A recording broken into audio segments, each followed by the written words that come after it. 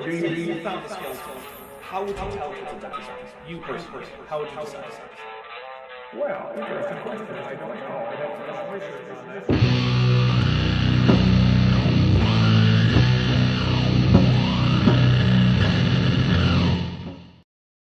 Hey there, everybody. Welcome to Dapper Reacts. What is this, number 9 or something, I think?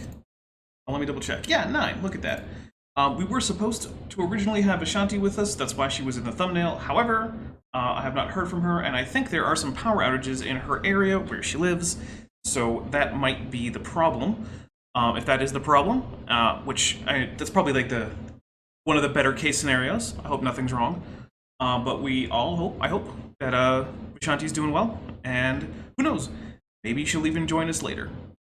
But that's okay. Alright guys, you might not remember where we were. So last week we took a look at the Gabriella Haynes paper, so we didn't do a Dapper Reacts. We did a journal club, which, hey, it's probably not going to be the last journal club, right? I like reading papers, especially when they're laughably bad. Because it's, well, boy, was that bad. But anyway, this is a video from a creationist, I believe working for ICR, called What You Haven't Been Told About Dinosaurs.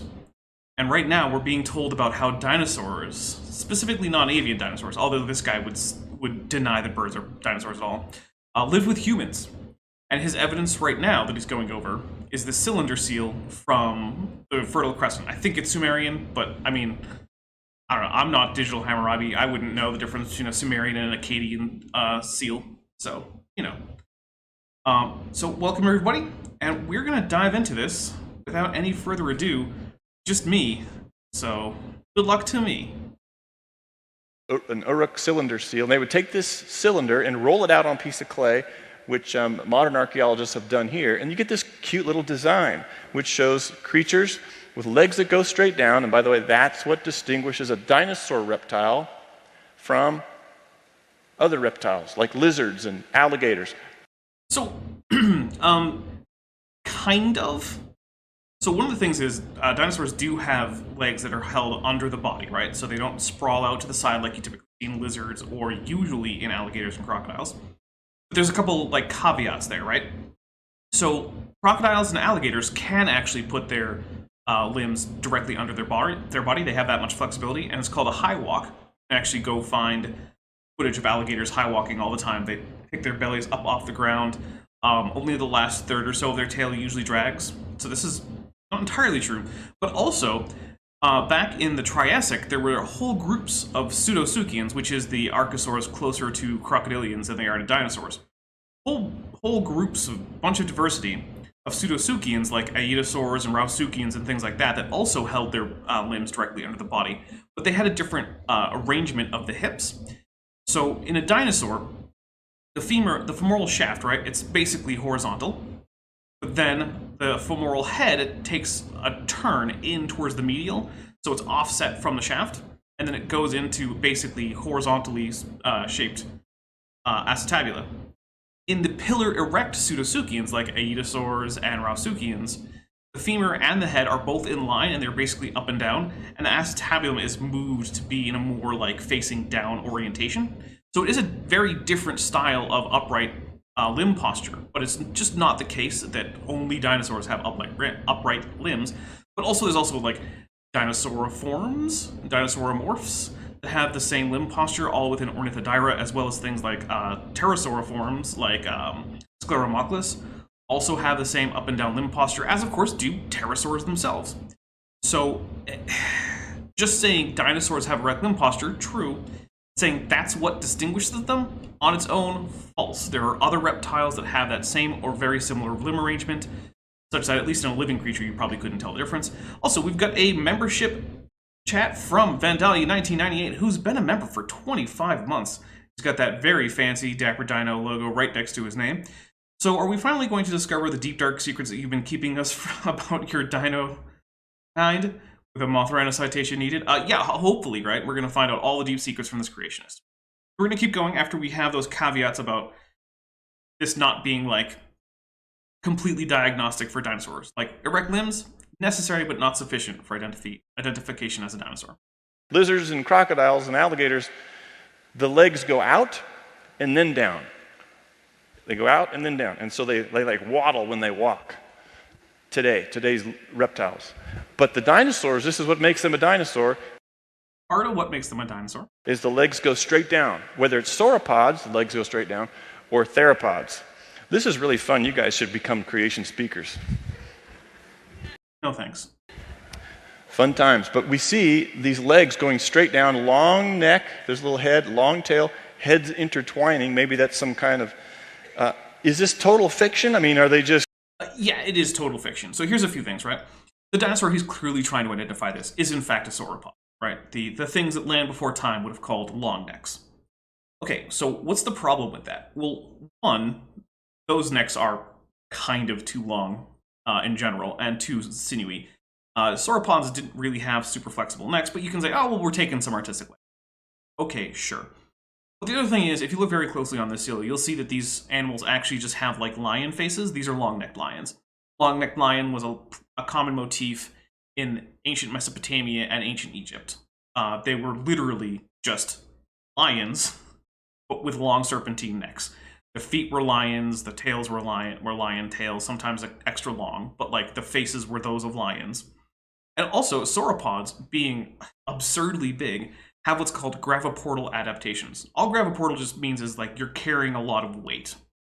So famously, in today's megafauna, the animal with the most graviportal adaptations are the elephants. And so if you look at an elephant limb, you'll notice that when standing, its legs are just columns, right? It doesn't flex anything unless it's taken steps.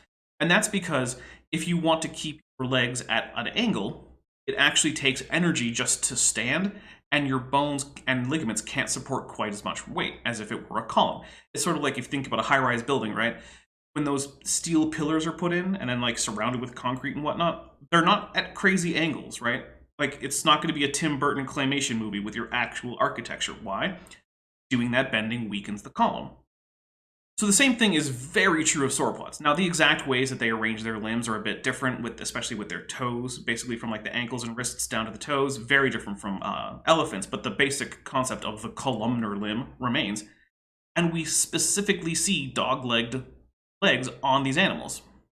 There's the only thing about this that kind of makes it look like a sauropod is the long neck. Everything else about it argues strongly against a sauropod. So we have options. We know long-necked lions are a big thing in the area at the time. We know that these do not look very much like sauropods. We also don't have any physical evidence of sauropods living with humans. So I'm going to go with long-necked lion. Also, Vandali 1998 for $5 says, now we can be silly speakers and still support evolution. No, we can be silly speakers and still support evolution. Yeah, it's true. You can do like T-Rex arms literally whenever you want, no matter what you believe about evolution. Turns out there are no rules about it. As far as I know, check your local jurisdiction. Maybe they do have T-Rex impersonation laws. I don't know. I'm pretty sure we don't have them here, though. Accidentally carving images that look just like what I see in my paleontology book. That's what you see in your paleontology book. It's time for a new paleontology book, buddy, because that is not what a sauropod looks like. Long neck doesn't just equal sauropod. That shows sauropods. For example, this is thousands of miles away in England, and it's thousands of years later. Now, I'm going to point out, once again, we have the same problem with the legs. Those are definitely not sauropod legs. So, yeah. Also, you can't really see it very well, but if you look at better pictures of this, these guys have heads on their tails. Yeah, there are no sauropods with heads on their tails. That's not a thing. In fact, as far as I know, there are no animals with heads on their tails. That's kind of the point of a tail, is on the opposite end from your head. Now, there have been some dinosaurs that were accidentally reconstructed with the spine backwards and the head on the tail, but that was just a mistake, right? And people noticed and they fixed it. Around 1400 AD, we have these this little tiny carving of these little creatures, long tails. With heads on them. Legs that go straight down. Nope, they're dog-legged. And it's carved in a brass fillet, a brass decoration, and two intertwining necks. Those parts are true. This is on some bishop's tombstone. I honestly don't know why they're there. I don't particularly care. But creatures with heads on their tails and on their necks and dog legs, just none of that says sauropod to me. You know, for extremely obvious reasons, like their legs don't look like that and they don't have heads on their tails. Also, the heads have little ears. I guess I can't say for certain that dinosaurs didn't have ears, but there's absolutely, completely no reason to think they did. No reptiles around today have external ears, like a mammal. There's no reason to think any dinosaurs ever did. That have been worn away because of centuries of foot traffic. Tapioca Weasel points out that, if I recall correctly, elephants can't go down steep slopes or steps. Would this have been the case for sauropods? Yes, elephants have trouble with like vertical terrain, right? Because any very small fall is disastrous for an elephant. And also they can't. You know, their legs aren't stiff, but like, you know, if they flex too much, they won't be able to support weight on that limb. So I'm hearing from Vishanti that we might be getting her in here, so we'll see how that goes. Let's see. Where was I? Right. So yeah, that's also why when you're making an elephant pen, really all you have to do is dig like a relatively shallow trench, and the elephants aren't going to cross that because it's a serious hazard. It's also why elephants technically don't run. What elephants essentially do is fast walk. But when you're as big as an elephant, a fast walk, you know, gets you places. And that's all because they can't fall over. And yes, it would be like that more so for sauropods, because sauropods could weigh as much as like a herd of elephants, right? You take one stumble as a sauropod, that might be it. You might never get up from that. So, in fact, the reverse is true. Like small animals, basically an ant could fall from space, and as long as it doesn't run out of oxygen, like it'll be fine. There's literally no way for an ant to be injured by falling. Something falling on it, maybe. But it itself falling, and that's even really true even for animals like as big as like mice. Mice can fall essentially any distance without any serious risk of injury. Whereas a human, you know, you can fall 2 or 3 meters and you'll probably be okay. You get up to like 5 meters, might never live again. So, you know. And Science Simp sends a heart super sticker for $1.99. Thank you, Science Simp. So let's see. We're gonna hit play, and like I said, Auntie might be here with us. And this is, of course, the tomb of Bishop Bell, who was the bishop of Carlisle Cathedral there in the 1400s. And we have a membership chat from Nathaniel Gray, member for 5 months at the tetrapod level. Thank you very much for your support, Nathaniel. Squirrels are also immune to fall damage on Earth. Yeah. Look, if you were playing a squirrel simulator, you should definitely turn off all fall damage. Not realistic. And I don't know why they did this, but they buried their bishops right in the middle of the floor of the cathedral. It'd be like putting the pastor right here. Okay, I guess religious history time, right? So typically, Christians bury, and this is going to be historically speaking, right? Much has changed since the medieval period, right? But through into the modern period, Christians typically thought it was important, although perhaps not strictly necessary, to bury people on hallowed ground. Also, the more important you were in the church, generally speaking, the better spot you got. What's a better spot than right in the, you know, most religiously significant part of the most religiously significant building in the region? Nothing. So if you have a particularly popular or important bishop, it makes sense to bury them in the church. And the closer to the altar, the better, presumably, for that dead person. Yeah, so it's really not that complicated to figure out. Also, of course, you know, churches at the time were full of things like relics and whatnot. And so if perhaps Bishop Bell were ever to be, say, declared a saint, you might want access to the body so that you can produce reliquaries. Because, yeah, if you've ever seen an actual reliquary in a Catholic or Orthodox church, that contains the human remains of someone who's been declared a saint by that church. That's the point of a reliquary. Yeah. And then I guess we remember them. We remember that we had this great pastor for a long time if we have to keep walking over his grave. I went there last month and was able to take some of my own pictures of this, and I found a lot more dinosaur carvings in the church around than just Bishop Bell's tomb. But to me, it looks intriguing, and it reminds me of what I see a little bit on this Egyptian palette called the Narmer palette, where we have. All right. First of all, Shanti, how are you? Well, good. I'm here. Yeah. Welcome. Welcome. How did you sleep? A lot. Okay, that's good. You probably needed it then, right? I'm well rested. Good. Well, say hi to everybody, because now you're here a little late, but that's okay. Fashionably late. Yeah. Well, welcome. We're about to talk about the Narmer tablet, which. Oh, good times. Okay, so the Narmer tablet is important for a few reasons. One is it's basically our first example of hieroglyphics in Egyptian that are actually writing something. So earlier in Egyptian history, you get things that will become hieroglyphic signs, but they're literally just pictures of the thing, right? They're not being used to mean something else.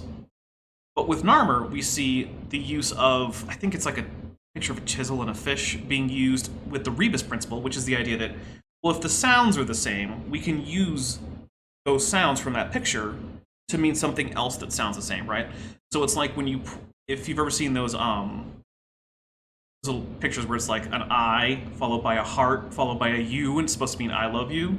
The idea of the I is it's the rebus principle. The heart is an ideogram where you're using the symbolism of the heart shape for love, and then the U is another rebus principle where you know the name of that letter is a U, and you also know that it sounds the same as the second person personal pronoun in English, so you read it as I love you. That was not an idea that was just obvious to everyone throughout history, or in this case, prehistory. So the Narmer tablet is the first bit of Egyptian writing that we have.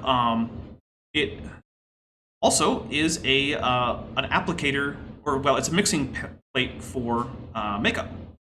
So cleverly, these long-necked lions, which are very obviously long-necked lions, by the way, these are definitely not sauropods. These are absolutely long-necked lions.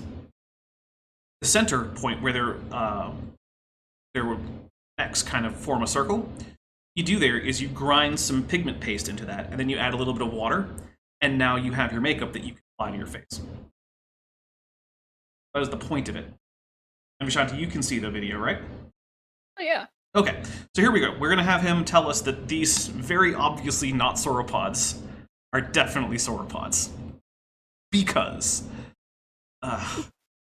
We have, obviously, these people were able to carve likenesses that are recognizable. Okay, they also carved bird and lion-headed people. Were those real too? Because, I mean, that's the standard of evidence we're going with, right?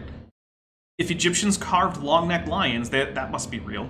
And they must also somehow be dinosaurs, even though they don't look like dinosaurs. So I guess, Thoth is real and Anubis is real. Since when did sauropods have, like, flat feet like that? Since never. Since never. And their face is lion faces. Yeah. I mean, it's literally just lions with long necks. It's literally what's happening. And those are not sauropod tails. No, not even a little bit. It's like, oh, okay, it's just, they look like everything that's not sauropod, but they're sauropod. Right. Because reasons. Also, Vandalia 1998 said, Vishanti, glad you made it. Dapper Dinosaur was totally crashing and burning without you. That's citation needed. Like, that's a person, Yeah. that's a bull, so why would they carve something that's completely mythical? Dude, they literally carved their gods that you don't believe ever existed. All the time. Okay. Unless this guy is willing to come out and say that I believe that all of the Egyptian gods were real, I can't understand why he thinks this would be a good argument, except that it happens to confirm his particular bias, and he doesn't want to look any further into that argument. That's the only possibility. People restricted to only making things that are real and not stylized in any way. Right. Even though the humans are already stylized, because you can't actually put your body into that position. Yeah. I have no idea why. But instead of just saying, oh, it has to be mythical. Okay, there's two reasons why. One, it was a popular motif. Two, it made a handy place for you to brush up your pigment for your makeup. Why have a boring old stone with a hole in the middle for your makeup when you could have a nice fancy one? This was probably owned by someone who was reasonably well off, and they wanted a nice fancy makeup holder. That makes sense to me. I mean, you gotta mix your eyeshadow somewhere, right? Yeah. Doesn't come pre-packaged, already, like, you know, goopy. This is ancient Egypt. You have dried pigment, and you have water. Mix them. Love how the king, is it Lower Egypt that had the one without the empty crown? I can't remember, but One had it's the guy where his entire body is facing forward and his head is literally 180 degrees in the wrong direction. Yeah, it's... Yeah, Egyptian art isn't exactly known for being hyper-realistic. It's intentionally stylized so that things are recognizable. Yeah. And I'm like, nah, but you can see that on the front, and then flip this over, and then like, no, those are dinosaurs. Yeah. Because we know the dinosaurs died 65 million years ago and could not therefore possibly ever have interacted with man. That's sort of a dogmatic way to approach it, don't you think? Shouldn't we look at the historical evidence first? Yes, we should. Yes. However, but the evidence is showing that those are lions. Right. The thing is, it's a weird thing, right? Because non-avian dinosaurs surviving into historical times isn't like a counter to evolution. Like, nothing about evolution would need to change if that happened. It's just like, oh, I guess there was a ghost lineage of dinosaurs that made it all the way into historical times. Weird, but okay. And then that's it. You're done now. That's the entirety of the whole thing. We're going to call them sauropods. I can't get over this. It's like, we're going to call them sauropods. Even though they have lion faces. Mm-hmm. Even though they have claws and paws. Yep. And lion tails. Nah, just dinosaurs. Also, only neck. Silver Harlow for $5 says, these legs like columns on sauropods. Doric, Ionic, or Corinthian? Let's go with Corinthian. Good question, Ionian. though. Oh, now it's fight. That's fighting words. Now we have to have a column fight. Here we go. Before we kick it to the curb, and notice, in all these necks are intertwined. And this is in Egypt, and we have these legs that go straight down. They don't go straight down. Look at them. They're dog-legged Legs because they're lions. Don't go straight down. Right. But, all right. Sure, they don't splay out to the side, but there's more than one way that a leg can flex because, space is 3D, my dude. And I think maybe they ran out of room to show the long tail, but we do have the long... This was carefully planned, man. This wasn't an accident. If someone had wanted to show a long tail, they would have designed it differently. I hate this so much. Like, this artist was just like, it's like when you're a kid and you're writing your notes and you run out of room at the end of the line, so you just kind of curve it down the line. No, that's not what's happening. It goes down. Can guarantee you that this artist carefully drew out their plan, something like charcoal or something like that, before they even started carving. New Bowerman just dropped. TV Lane says Lionopod. Nice. Oh man, Barraman. What a silly word. But we just went into that last time. We don't need to go into it again. Long necks. And this is a palette that sort of exalts the pharaoh's awesomeness, and it says, specifically his conquest, but okay. To my enemies, I shall trample you like a bull, because I have been able to harness the greatest creature on the planet. It doesn't say any of that. That's not what it says. Look, okay, I'm going to pull out my copy of Gardner's Grammar. Reach slightly behind me, right? Because with this being a pretty famous example of Egyptian hieroglyphics, the first one, there's a copy of it early on in the text. Let's see. Oh my goodness. Going through to list of abbreviations. Okay. I thought it was much closer to the beginning. I'm on page, section 10, and it's already... Come on, Narmer tablet, where you at? I just miss it at the very beginning because I'm an idiot? Well, you know, here's what we're gonna actually do. On like a Google. Because for some I'm reason, looking at the one on Wikipedia. yeah. So put in Narmer tablet. Narmer tablet. Here we go. Okay. Yep, the Wikipedia one is one of the first ones that comes up. They have a good high resolution of it too. That image. All right. And what we're going to do is I'm going to switch scenes real quick. Okay, so this is the Narmer tablet. So here's the writing, right? This right here is why it's called the Narmer tablet. Here and here, right? This spells out this king's name. This is actually, as far as I know, currently not actually known if it's exactly what it's supposed to be saying. It's most People, I likely a think, say proper it's his noun. name. Yeah, it's probably a proper noun either for this guy in particular or like his ethnic group. And here, right here, is a little indication that what was conquered was a city. This is probably the king's servant. There is no sentence in here. There are literally no sentences. Here we have a bunch of people who are marching in some kind of parade. You can tell because they have the standards of their various gods. We have captives here who are executed by beheading. And then down here, you've got some guys putting rope around what is very obviously not a sauropod. Like, look at this. Look at the face. Look at these little paws.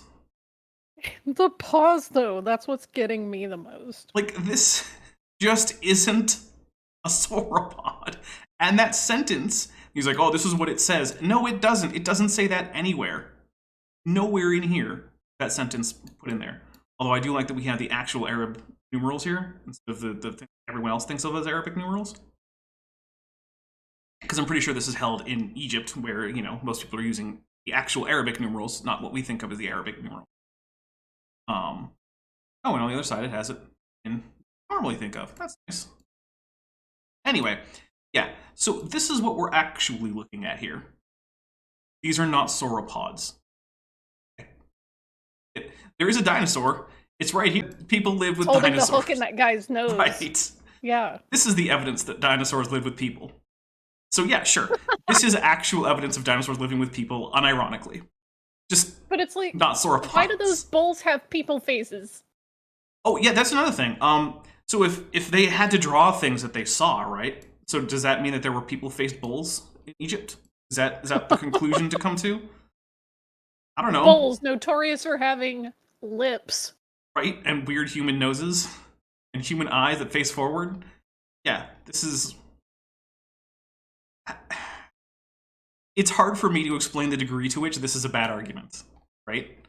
This is a complete nonsense argument. Okay, enough of that. We're gonna go back. The bird, it's like one normal bird foot and then a human arm.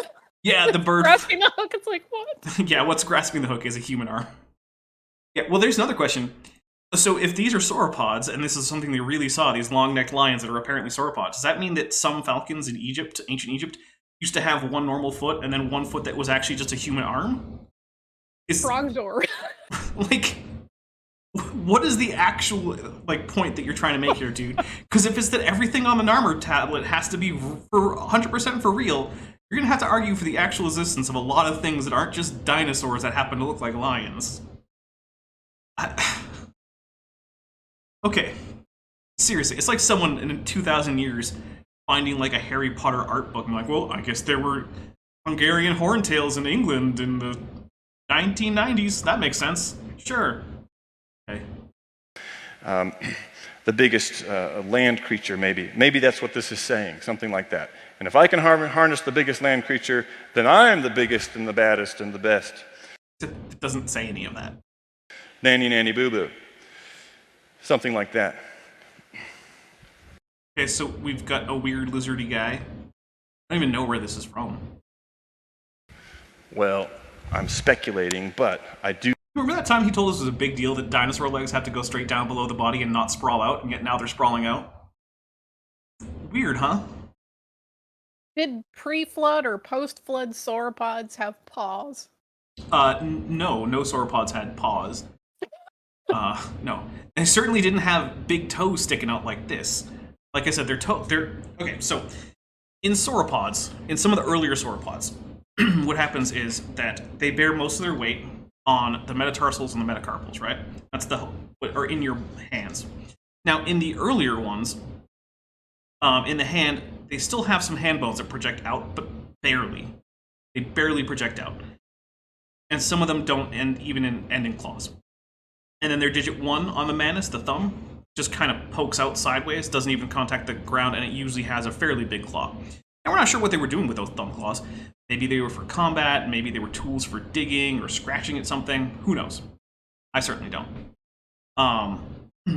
TD Lane says, remind me who this presenter is. I actually don't remember who he is, so you'd probably have to watch the first episode that we did with this guy. Because as far as I can tell, he's mostly a nobody who happens to work for ICR. But then as you get later sauropods, those stubby little fingers start to disappear, so that by the time you get to like the early Cretaceous, or even the late Jurassic, sauropod feet just end in metacarpals and metatarsals, except for the thumb. Three toes still exist, and they are basically just an excuse for claws to stick out a little bit. But yeah, like, these are not sauropod feet. They just aren't. Yeah, Space Dragon says my foot thing is coming out again. It's true. I have a... Look. Dinosaur feet are kind of my thing. You know, that's okay. No shame. It's fine. No? Hate shame around here. Yeah, none of that. Just because you're not into it doesn't mean it's bad. It just means My you're kink not is into not it. your kink. Right.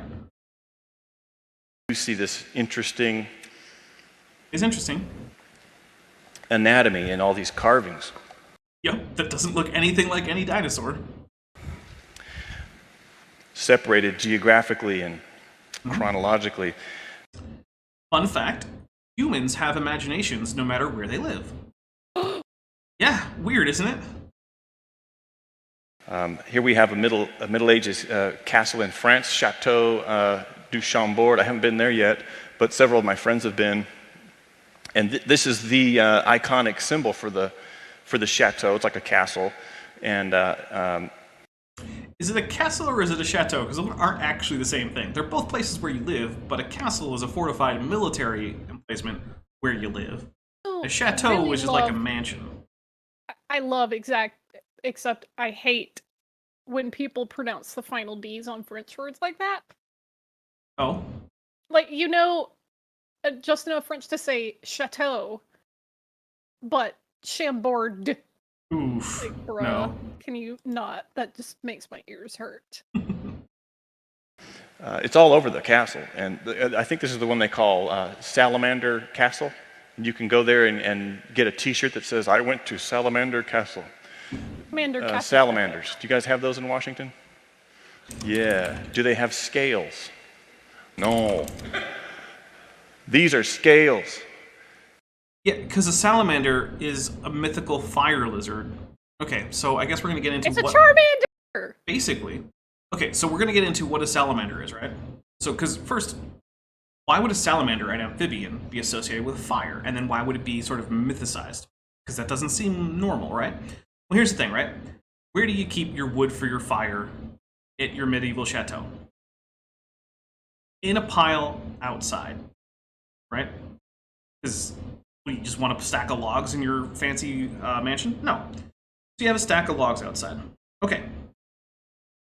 Salamanders like to hide under bark because it's nice and protected, and it's actually usually fairly moist. They don't always come out when you take the log inside to go put it in the fire. But my goodness, once they feel that fire, they do come out. So there was a medieval legend that fire produced salamanders. They were associated with fire. But then as time went on, the association of the salamander as a fiery lizard thing kind of got turned into legendary things. Rather than having realistic salamanders, you kind of like had these artistic, fun medieval bestiary style salamanders that did things like have fire on their tail, as you can see here, and maybe breathed fire. Like a Charmander. Yeah, basically. I mean, it's a long neck Charmander. Is basically what we're. It's a Pokemon. I don't know why this is up for debate. People only drew what they saw. Pokemon So are it's real. a Pokemon. Yep. You think he's going to talk about the fact that this thing's tail is on fire? Nah. No, I don't think so either. Also, TD, I think I missed this TD for chat because I see it. Yeah, I think I did. He said, for $5, TD Lane said, all art must be real. The concept of fiction is fiction, and all things must be literally true. All hail a Dark Lord of Mordor. Sorry about missing that, TD. I didn't. Oh my goodness. All right, we're going to keep going. This is not a salamander. Is the best starter. There you go. This is not a salamander. Citation needed, dude. It's not a real salamander, right? It's not like the actual amphibian. It's the mythical creature of the salamander of the same name that is based on the amphibian. You know what? Next you're gonna tell me that a basilisk isn't real or that the jackalope's not real. Like, I can't believe. It's true. I would tell you those things if they come up. I mean, you could live for most of them. Gosh, such a buzzkill. I know. Well, sorry. This is a long tail, legs that go straight down. He says as they literally splay out right in front of him. You're just lying, dude. You're just lying. That's the bit that actually really bugs me. Also, look at these front legs. They go out the wrong way. They bend the same way at the knee as the elbow as these do at the knee. Oh, so tell you what, buddy. You tell me which sauropods had elbows that bent backwards. Talk about that. Never mind the feet. What about the backwards at bending elbow? Okay, yeah, that's a real thing. If he was standing. It's so obvious that he's never seen art from the Middle Ages because people did not draw animals with any sort of accuracy. Oh, no. In fact, I mean, look at the drawings of what people thought were hippopotamus or elephants looked like, and you're just...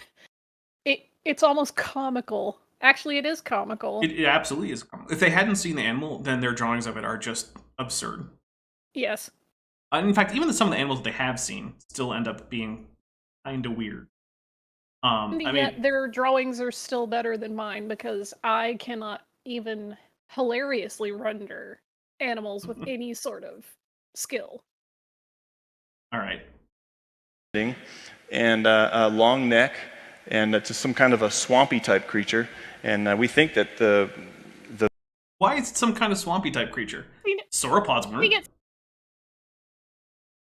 I mean, sauropods didn't live in swamps. They mostly lived in, like, what now would basically be grasslands, except that for most of their existence there was no such thing as grass, but it was still like... I know where he gets that, because there's that whole creationist fanfic thing about, or headcanon about Kelly and Bimbe. Oh, yeah, which actually does go back to the fact that back in, like, the 60s, sauropods were thought to live in swamps because it was thought that they were too big to support their own weight. That's probably what's happening right there. That right there filtered into creationism, and because creationists never update... Well, I can't say never.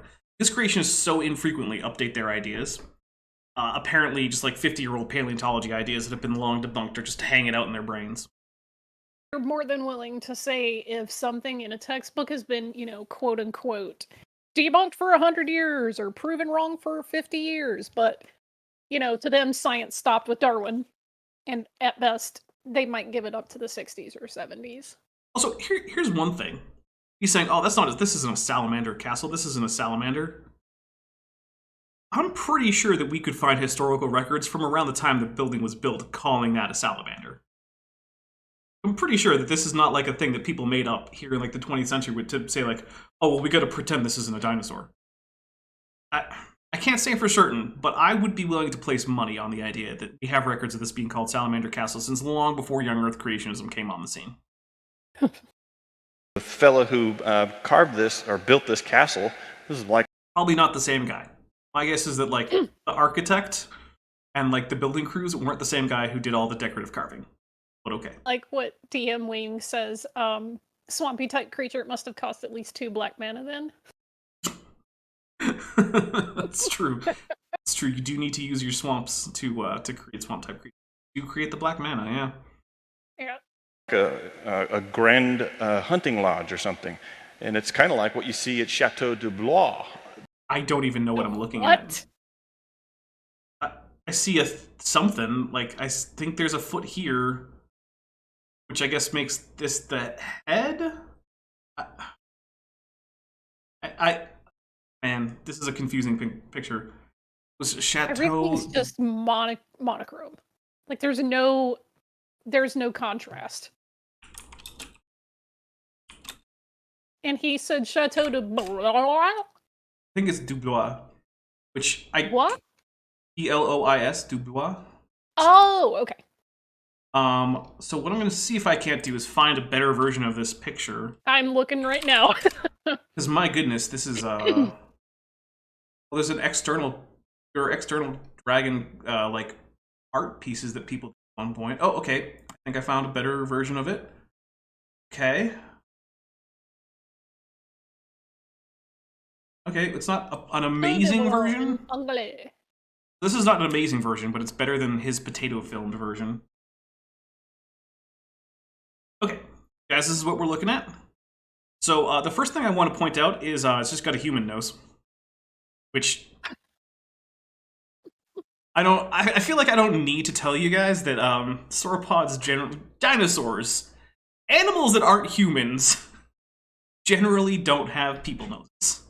That's just a thing. Okay, it also has fish scales. No dinosaur had fish scales. It also has weird little elfy griffin type ears. Again, Yep. not a dinosaur thing. Also, it has wings. These are wings coming out of its shoulders. Which sauropods had wings? Which dinosaurs, other than birds, had wings? And of the dinosaurs that had wings, how many of them had 6 limbs? How many dinosaurs at all had 6 limbs? Is it none dinosaurs? Is that how many dinosaurs?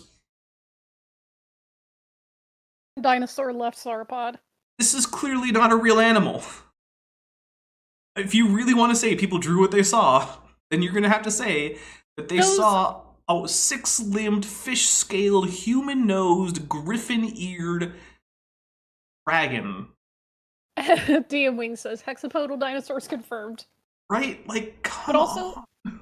its feet look like really exaggerated alligator feet because they kind of have long toes like that. Yeah, I mean... But also, look at the little baby dragon in that little yeah, alcove over there. That's very cute. This guy is... over there. Cute little baby dragon. Yes, this little baby dragon is adorable. And look at his little nose. Look at the tiny little ears. ear. Yeah. He's still got the 6 limbs with the 2 wings here. Yeah. So, okay, let's hear our creationist friend tell us why this is a real dinosaur really depicted by a French artist.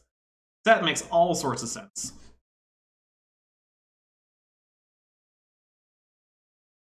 Here we go. B-O-I-S in Francais. And here we've got a tapestry, and it shows what? Pretty sure that was actually a painting, not a tapestry, because I didn't see any. But I don't think that's the important. Scales, legs that go straight down. Man, this is it. Fish scales. Interesting. What other kind of creatures are on this? Well, you got deer and foxes and birds and regular. Had those feet like. He's also going to just skip over the fact that it has wings. And ears that look like an elf. Okay, so DM Wing says griffin-eared, as if griffins are a thing. They're not a thing, however, they do have stereotypical ears in art. Which means you can successfully identify something as looking like a griffin ear if you see it on something else. Or, if you just see a bird head, but it has griffin ears, you're actually looking at the head of a griffin in art, not the head of a bird. Elijah Robert for $5 says, well, I wasn't convinced, but now that I've seen this random piece of medieval art, the Earth must be young. Yeah, basically. If he just glosses over the wings entirely, it's official. This guy is just a liar, right? Like, wings, ears, human nose, none of that matters. It's got scales, not dinosaur scales, mind you. There's no way that he thinks that the wings are maybe, like, poorly rendered plants. I mean, maybe... If you have a potato quality of this, piece of art, you might think, oh, those are just really big, like, fronds of some kind of yellow leaf. Well, then why isn't... Oh, right, because who cares if he needs to check his sources? So he might actually just be looking at a low-quality version. Although I feel like in person this was actually higher quality. Also, Tapioca Weasel, is there a higher res image available? Yes, we had one up on screen just a little bit ago. Just rewind a bit, and it should be right there for you. All right. Plants and regular creatures. And why would they throw a mythical creature right into the middle of this? I don't know, but they threw in a human-nosed, griffin-eared, six-limbed, winged, four-legged crocodile body with fish scales. So, okay, I want, this is going to be a poll. Oh, yeah, I have to actually click the poll button. That's how that works. Okay. Does he honestly think this is a picture of a real animal, or is he just lying? And we'll say yes and no, he's lying. Yes, he really believes that. We'll add one more. I think it's real. There you go. And an option for I like turtles. Yeah, I forgot the turtle option. Sorry, guys. Right as I was clicking, you started that sentence. No. Yeah, I know. Oh well, here we go. I think maybe these things were still alive into the Middle Ages. Just a possibility. Yeah, it's definitely a possibility. There were six-limbed, human-nosed, griffin-eared, crocodile-bodied, fish-scaled monsters. Definitely a distinct possibility. Even if there were, It was a it wouldn't be one-eyed, dinosaurs. one-horn flying purple people. See, it's like, even if this is a real animal, definitely not a dinosaur. I do think they're extinct from Europe now, because I haven't heard any record of their encounters in a long time. But look, Yeah, you think that thing might not be running around Europe anymore, huh? Okay. Sure. I mean, I believe that. I'll bet there are none of those in Europe. look, there's even a baby one. Isn't Yeah. he cute? He is actually very Yes. cute. Yeah, 100% agree. It is adorable. he's cute now, but when he grows up, watch out. Okay. I heard also of a painting in New Mexico, and I go backpacking in New Mexico almost every year. So I thought, I'm going to go check out this painting in a place called Painted Cave. It's protected. You're not allowed to crawl up in there. By the way, guys, hit like. Like, only a third of you have done so. Come on. But you can reach in with a telephoto lens. So I packed my big telephoto lens, and I packed my crew. Here's some friends So he has nice equipment. He doesn't have to do everything on a potato. Good to know that he chooses to anyway. of mine. This is my son here, and this is back in 2010 or so, when he was shorter than me. Now he's Okay, so now we have a time frame for this, right? So his son, 2010, shorter than he is. Now he's about to say his son is now taller, because, you know, it's the next thing that's coming. Which I'm going to have to say probably took at least 3 years. Does that sound reasonable, Vishanti? Sure. So 2013 is looking like a good estimate for where we are right now. Which, a lot of the stuff he's saying here is pretty rough for 2013. Even creationists weren't always making some stuff this bad in 2013. In fact, I believe now, I think ICR has kind of dropped the dragons are dinosaurs thing. AIG still likes it for some reason. taller than me. And he braved the wilderness, and we went out into the desert, and we lost our water. I mean, we ran out of water, and we almost died. It was just great fun. You should come with me more often. All right, actual PSA. Guys, deserts are no joke. Bring plenty of water and higher rate than you're used to. Also, realize that you're not going to feel as thirsty as you think you will, because you won't feel all that hot. Because your sweat works really well in the desert. When your sweat evaporates, it takes that latent heat evaporization wave from it. That happens faster the drier it is outside. So, like, yeah, be careful. It's easy to run out of water in a desert. Just ask my mom, who, even though she was around lots of places to have water and drink water, decided to go like an hour and a half in the Phoenix Botanical Garden in the middle of like July without drinking enough water. TD Lane for $2 says, "Oh joy, misrepresenting Native American art." Yeah, that's exactly what's about. Although I'm actually not super familiar with this painting. Are you familiar with this one? it's not as popular, but I actually, as soon as he said painted caves, I was pulling up the bigger one. So if you have a link for it, let me. Yeah, I'm trying to find the specific one. I prayed more Okay. that day. I think I prayed enough for my whole life that day, and the Lord brought me out of it. But I finally made it to the cave 26 miles later, and the last 10 miles with no water in the middle of the desert. Ugh, don't recommend that. But I made it to the cave. I ran out of water, but I still want to get to the cave. Oh my god, dude. Yeah, don't really? do that. That's a good way to die. Look, I'm honestly glad this guy's okay and that his kids are okay and whatnot, but like, take water seriously in the desert. It really is important. It's like, so now you've gotten to your cave, but you have no water. You may, get a heat stroke, but got the photos. Look, if you don't have an option to safely get to water in a situation like this, just get in the shade, cool off as much as possible, and wait till it's cool out. It'll drop like 30 degrees in the desert at night. Yeah. And also, if you have cell phone coverage, maybe call someone who can bring a bunch of water. And back, and I saw these interesting shapes, like this water monster looking thing, and a building here, and what is that? It looks like a T-Rex type of head. I don't know what these things. I don't see any of that.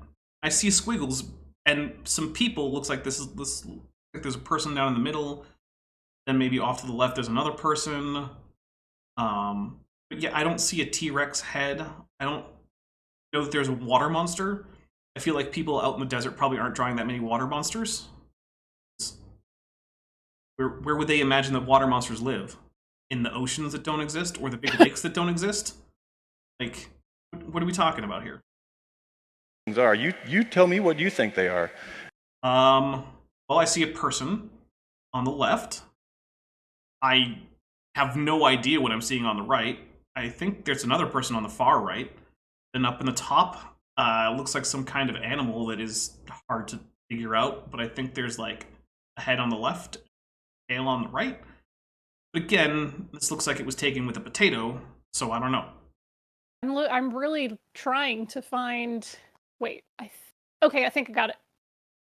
Okay, let me get the big, super big. Oh, up at the top though, we also have what looks like a horse, I think, a horse up top, and a bird flying. All right, let's see what we got here. Yeah, this does look like see wolves. Yeah, so all right, let me switch out to see this. Maybe is that like a roadrunner and a cactus? Okay, so this is what we're actually looking at. So this is clearly a bird. This is a horse. These look like they're probably wolves along here. I'm actually not sure what we're looking at here. I mean, honestly, they look like kangaroos, but that seems about as unlikely as a dinosaur. We've got hands, we've got a person, another horse, a person, I think that's another person down here. And this is the only thing that's kind of mysterious, although it looks like someone has later come in and defaced this art, so thank you, AA, whoever you are. That's really a swell move. An asshole. Yeah, yeah, that's probably what that stands for. Because, I mean, it's definitely true that you would have to be that in order to deface some random native art. For what reason? I don't know, just to be an. So I guess I can see why you would think this kind of looks a little bit like a dinosaur, but like, I don't think it does. It looks less like a dinosaur than this looks like a horse. So I don't know what conclusion we're supposed to come. I think it could just as easily be an actual bird. This could be a tail fan. This could be a beak. This could just be the body with the wings folded. So I'm looking at the black horse at the top. It looks like it's supposed to have skeletons, so maybe it's dead. Oh. So maybe those black, not kangaroos, are dead wolf bodies. Maybe that could be. They do look a little bit like the wolves. Yeah. And like also wolves don't have hands that curl up with like people fingers. Space Dragon said on the left. Yeah. Space Dragon said maybe they're rabbits. Oh yeah, they could be rabbits. They have kind of long faces for rabbits, but then again, that still seems more likely than kangaroo, which is the first thing that actually comes to mind. Well, looks like a kangaroo, so it must be a kangaroo. Yeah, hey, Native American, or well, I mean, North American kangaroos confirmed. Proof positive. What else could you ask for? But that's the thing is, if he can say this is a dinosaur and therefore evidence of Native Americans encountering dinosaurs, then I can just as reasonably say that these are kangaroos and it's evidence of them encountering kangaroos. I mean, doesn't that seem to follow? Like, if that's, you know, if he can make that argument, why can't I make my kangaroo argument? I think this looks way more like kangaroos than that does like a dinosaur.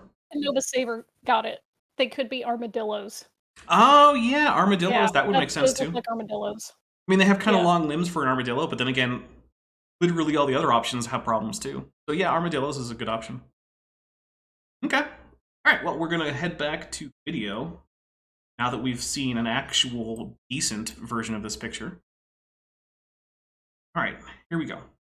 This guy, this looks like a person to me, and there's like some big wolf, and he's got a leash on something. Maybe it's either a kangaroo or a... what is it? Hey, I'm not the only one who said kangaroo. Yay. Maybe... although he's talking about the big red thing. maybe it's some kind of a dinosaur that used to live.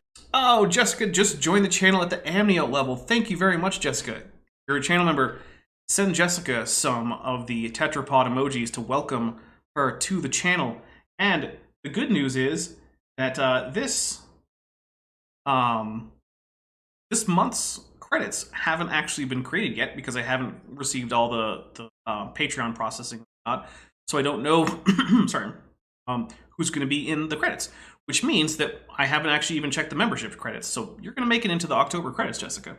Also, I've just been sent another picture of the same thing, which is kind of significant. So we're gonna open that link. I think you guys will be interested to see what's here. This is the same picture. You can see this is the squiggly thing that I think he was calling a sea monster here. Yeah, that's Church and a Star of David. Vishanti, remind me, because my Jewish and Christian history is failing me now. Before Europeans' arrival, there were Europeans who didn't report any, non-avian dinosaurs. Were there Jews or Christians in the New World? Not unless you're a Mormon. Okay, well let's look. I know it's stepping out on a branch, but I'm going to go ahead and say that the narrative of the Book of Mormon is not actually a thing that literally happened. Just putting that out there. Also, I would like to say that this is very significant because there is a very extensive history of crypto Jews in New Mexico. Oh yeah. So I would not be surprised if there were Jews painting things here. But what I'm going to say is it's not Native Americans. New Mexico's got one of the most extensive crypto Jewish histories of the New World. And yeah, it's a whole thing. Like, out of all of the New World colonies and settlements and stuff, New Mexico has, like, the most. We might want to tell people what crypto Jews are, because that might not be the most obvious. Okay. So, in 1492, the most, to me, significant event is that Fernando and Isabella went, hey, all Jews leave. Mm-hmm. So, the Jews that could escape to the larger Mediterranean, some of them faked their family lineage and escaped to the New World, and through process of migration and whatnot, they spread out through Mexico. But because the Inquisition was happening, you could not be recognizably Jewish because you would be put to trial, and if you insisted on remaining Jewish or doing Jewish things after they had reprimanded you, you could be put to death. So crypto, meaning hidden. These were Jews that weren't allowed to outwardly express their Jewishness. They generally pretended made their to be days Christians as, ostensible Catholics, but in secret they would pass on their traditions to their families and things like that. So there is a, it's in a town in New Mexico that's called Las Vegas, which I know is confusing, but they just were able to repurchase their historic synagogue in New Mexico from the Catholic Church, which has owned it for like a really, really long time. So, yeah, I was really excited because obviously I'm not a big fan of old historic synagogues getting bought up by a church and then sold off to a property developer, but yeah, this imagery is clearly from the time of, Spanish colonialism and hey, crypto Jews, man. Yeah. So Yeah. I'm going to go ahead and say that this guy did not photograph ancient art Space Jews. from. Well, you know what? That's a good point. I forgot that apparently the Jews came from the future of space to Atlantis. So, I mean, maybe this is just, Atlantean space Jews in ancient America. I guess I can't rule that possibility out. And I'm like, I guess, were they being pursued by ancient space Christians? No, Martians. Because remember, Martian the Atlanteans who were allied with the space Jews were opposed to the Martians who wanted to sever the male and female energies. And their Merkabas couldn't be activated or onked. Right, that's because they had artificial Merkabas. Look, the whole thing is just... God. It's just insane. So we're going to keep going with another kind of insanity, but one that I have an easier time following. If you guys don't know what we're talking about, it's the secret history of the world as told by Spirit Science, the guy who thinks that consent is optional in intimate encounters. Yeah. I don't know, but I'm open to the idea that maybe dinosaurs lived after the flood and lived with man. Apparently in like the 15 and 1600s. I guess North America was just at oh goodness. The quote-unquote stegosaurus. Here we go. And people may have carved them. For example, in this Cambodian temple pillar. Look at all the floral motifs going all around. Great. You guys have all seen the top prom stegosaurus with its prominent ears, its tiny little tail that doesn't have a thagomizer, its gigantic head, its short neck. All the things that a stegosaurus isn't. Why? Okay, here's the thing, right? The argument is always that these people saw this, and then they just carved or drew or painted what they saw. So why is it that there's always one weird little detail that kind of reminds you of a dinosaur, but then everything else is completely wrong? Why is that? I pretend I do not see it. Yeah. The only way to say that this looks like a stegosaurus, which is what it's going to say, is if you just don't know what a stegosaurus looks like. I don't know why it's crooked. I apologize. Everyone just tilt your head to the right a little bit, and you should be good. We've all seen it, dude. It doesn't matter.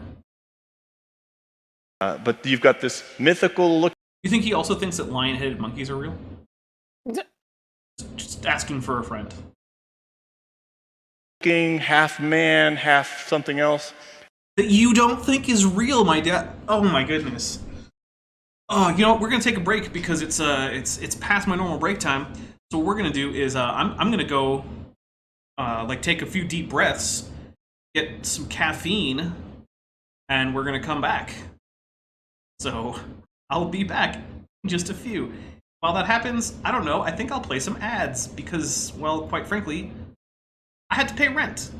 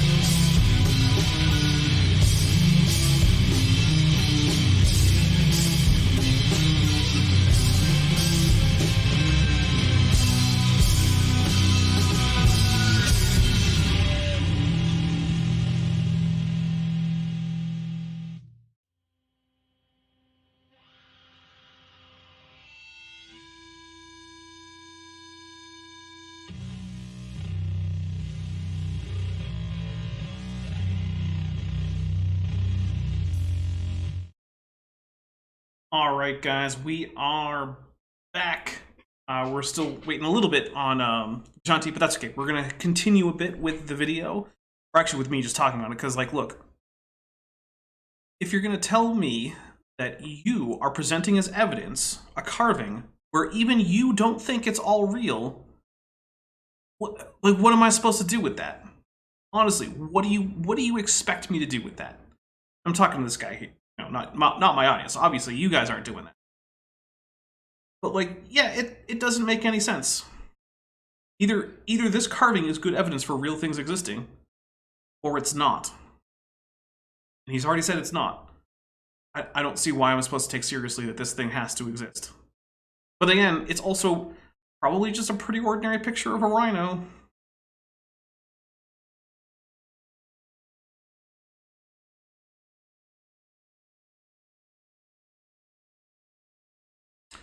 Well,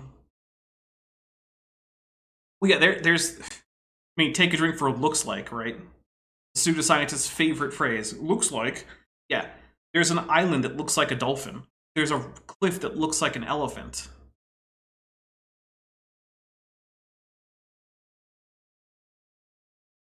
I mean, yeah. But yeah, I love how creationists will be like, yeah, that's a total Stegosaurus, and it's missing the most obvious Stegosaurus trait, which is spiky tail. Yeah, also apparently we had an audio problem because of me. My bad on that one. Yeah, basically he said, it looks like, yeah, the pseudoscientist's favorite phrase. Here we go. I mean, does it look like anything you see in a zoo? Yeah, a hippo. Yeah, it kind of looks like a hippo. It's probably not because there Maybe weren't a hippos. rhino. And, yeah, I think rhino's more likely because there were rhinos in Cambodia at the time, whereas there probably weren't hippos. But it also looks like we're following on with the floral motif that you can actually see curling around the outside, too, of this carving. You can actually see that the leaf patterns continue. It's almost like this is like a vine encircling this carving, that the floral pattern is continuing. It also continues in the figures above and below. Isn't part of the animal. Could be a wild boar. That's also an option. Yeah. Yep. But also, look, it's got ears. Stegosaurus didn't. Short neck. Stegosaurus had a long neck. Big head. Stegosaurus had a small head. Short tail. Stegosaurus had a long tail. Spikes on the tail. This thing doesn't have them. It's just one of those things where it's like every single time it's like, oh, long necks must be a sauropod. What about the lion head or the lion feet or the lion legs or the lion tail? Don't worry about it. It's the same thing. Or with the salamander. Long neck must be a dinosaur. Okay, what about the feet that don't work or the legs that don't work? Don't worry about it. Reasons. And yet it's with animals. Wow. Ow. So I think we have evidence not just in carvings, but written evidence. Well, you haven't shown any carved evidence yet, so... This is actually worse than the Kent Hovind Science Center version of this, which I already thought was pretty terrible, right? Like, Kent Hovind in his Science Center has a mug that some modern artist drew a cartoon champion and uses that as evidence of dinosaurs living today. Oh my god. I thought that was bad. This has got to at least tie with that, if not be worse. Also, in chat, Paleontologists says in camel text, but it's obviously a Stegosaurus, now it could be anything else. Yeah, there's no other options. Also, you can, for example, read... Space Dragon says maybe he thinks its head is on the left. Well, then we have another instance of a double-headed creature, which is, again, not very dinosaur-like. Oh, the cartoon cat dog is a thing, so... Must be a real animal. Confirmed. Right. I mean, you can't just draw something that you didn't actually see. That's not how humans work. You can't just draw things. Marco Polo, and he said he went to China and saw... I mean, look, I have fan art here from Gutsa Gibbon, right? Obviously, that's because she saw a real Ceratosaurus. And there's my avatar here. That's because I saw a real Ceratosaurus. Obviously. Wearing a tie. Mm-hmm. And a top hat. And a monocle, which isn't pictured here because it's the wrong side of me, but still. Oh. Silver Harlow for $2 says, imagination in art wasn't invented until 1823, apparently. ScienceSimp96 says, gotta go pick up my wife from her marathon soon. Have a great rest of the stream. As always, thank you for everything you do. Well, thank you very much, ScienceSimp. I hope your wife had a great marathon run. You know what? You should probably pamper her, because my guess is that she's going to be really tired for like the next 2 or 3 days. Take care of her. I'll bet she'll appreciate Oh man. it. I would appreciate it. German Truth says they drew a lot of Jesuses despite never seeing them. That's a good point. Woo! Yeah, that's a good point. Lots of people have drawn Jesus, haven't seen him. Yeah. Encountered the dragons that pulled the chariot of the emperor. Dragons pulling a chariot of what emperor? Yeah, where, by whom? Just, I once read that somewhere some guy had his chariot pulled by dragons. Yep, that's a story. Okay. Who told this story? When? Where? How did they know? Sure. You could read Alexander the Great's records, and he said, I took my army and I went over here, and then I went over here, and then we went through this swamp, and there was a dragon, so we had to kill the dragon, and then I went to the next army and defeated. Yeah, okay, but the thing is... Because Alexander of Macedon would never exaggerate his war conquest when he was one of the first, like, Westerners to go all the way to India. Yeah, there is that. But here's another thing, right? The Greek word that we usually translate as dragon can also just be used of alligators, crocodiles, and large snakes, and monitor lizards. In fact, there's a modern animal that happens to be a monitor lizard, whose common name includes the word dragon. It's the Komodo dragon. So, did Alexander encounter large crocodilians, large snakes, and large predatory lizards? Yeah, probably. Would he have used the word dragon to refer to them? Again, yeah, probably. So even if we take him at his word, I mean, look, do you want to march your army through crocodile-infested waters? Nope. I wouldn't. I would go around. Like, it's, and even if it wasn't something that's super dangerous to humans, like a gharial in India, which were, they still existed in more than like a few populations. They were actually fairly widespread at the time. Sure, you might. They're actually not very dangerous to humans because they eat only fish, but you wouldn't know that. All you see is a big crocodile-looking thing with a tooth full of needle teeth. I don't want to mess with that. I'd go around too. So, yeah. Even if we dismiss the option that Alexander almost certainly exaggerated things, it still doesn't get us to dinosaurs, because that word was used to refer to things that aren't dinosaurs. Them. So dragons are, or dragon-like or large reptiles, which not all over dinosaurs. Got it. Every culture has legends, either written or oral cultures. Even North American Indian natives have their own literally oral about to say. So does that mean that Kukulkan, the feathered serpent, is that real too? Yeah, or the thunderbird. I mean, was there a giant bird flying all over North America? Oh well, see, Kent Hovind thinks those are like pterosaurs. Does think that, but that's an even stupider take. Like that. There are so many things in mythology that this guy doesn't think are real just because they're in mythology. Yet, when it comes to dinosaurs, because he erroneously thinks that late surviving dinosaurs would be a problem for evolution, he's going to push all of these. And by the way, guys, I think I've said it before, but when I'm doing this kind of thing, I'm not going to keep saying non-avian dinosaurs because it takes a while. So when I say dinosaurs in the context like this, where we're talking about the late survival of dinosaurs, just assume I'm saying non-avian every time, because I don't want to say those 3 extra syllables every time. Silver Harlow for $5 says, I'm curious what this guy thinks of Hieronymus Bosch was drawing, or if he thinks Michelangelo saw God reaching out to Adam. Yeah, like, so with Hieronymus Bosch, like, he did a fair few paintings. One of his most famous was on a triptych, which is supposed to be showing the creation, and it's stylized as 2 different, like, small fields with different kinds of subjects in them, with a crystal dome over. And, of course, this is at a time when people very much knew that the Earth was a globe. In fact, one of the most common ways to depict Jesus was holding a sphere with a cross on top that represents the Earth. Why would you represent the Earth with a sphere? Because they knew it was roughly spherical. This guy might think that Hieronymus Bosch was actually saying that the Earth was small and flat, which... Vishanti, have we heard anyone seriously make that claim before? Which one? The claim that Hieronymus Bosch's triptych actually indicated that he literally believed in a small flat Earth. Oh, are you talking about the Garden of Earthly Delights? Yeah.